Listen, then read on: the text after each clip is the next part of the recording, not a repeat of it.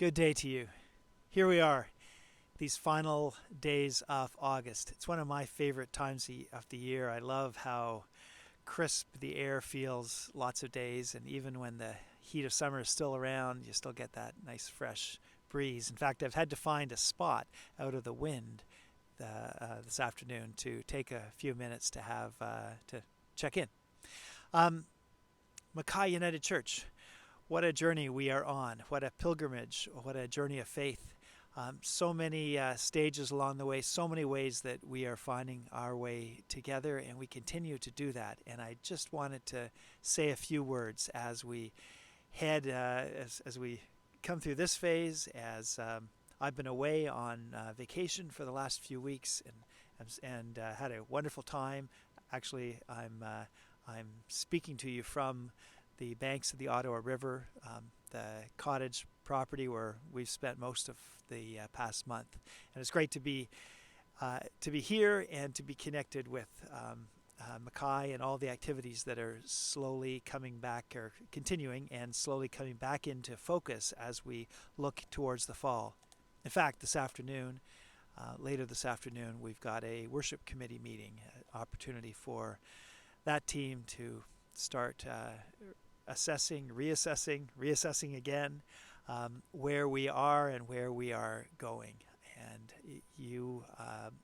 I look forward to your input from members of the congregation across the board as we figure out what we can and should and ought to be doing in the weeks and months ahead. Still so much uncertainty, so many questions, and at the heart of it is our call to be faithful to the historic moment in which we are living, to maintain a faithful presence or faithful stance in the midst of so much going on around us is the call that I think we're hearing all around us. We're hearing it from across church communities, across community organizations around the globe as crises take new shape. In the midst of all that, I put to you as we find our way, we are called to simply hold the realities of ourselves and our neighbors first and foremost in close to our hearts, and in a sense called to draw those into the holy conversation of faith and see where that is leading us. I can't think of a more important moment for the church right now than to continue to be that faithful, courageous, patient witness to this moment.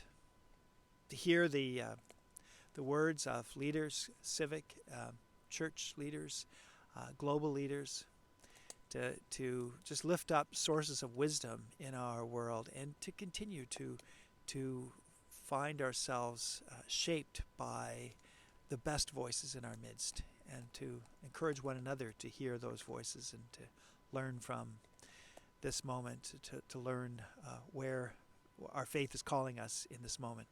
There'll be lots of time to talk about specifics and things like ways in which we will be connecting, and it feels there are opportunities these days for us to see one another and to do that in socially distanced and physically distanced and appropriate, careful ways, and we're going to be figuring all that out as a church in this phase. We remain part of that wonderful collection of East End churches that has sustained us over these past few months, that we have helped foster that collective, and that remains. I'm not. There's things that may be worth talking about in a week or two, but for now, I just wanted to say we are here. We're in touch with one another. We're certainly, our council is actively pursuing options. Our regional church body, the acronym we use is EORC, the Eastern Ontario and Outaouais Regional Council of the United Church, is also providing us with some thoughtful leadership and ensuring that whatever we're thinking about doing in terms of building usage, in terms of our collective work, we're checking in with our regional body, and in a way that's been a pivotal addition to the web of work as we feel ourselves being led and sharing leadership with other United Church congregations across the region, and finding ways of learning from what others are doing and what we're doing. So there will be some online presence in these coming weeks, as there has been all summer. There will be some, perhaps a little more in these next couple of weeks as we re-engage and lift up some ideas and start getting some feedback about ways in which we will continue to work. There are incredible resources at our disposal from our national church and from Christian leadership around the world. Thoughtful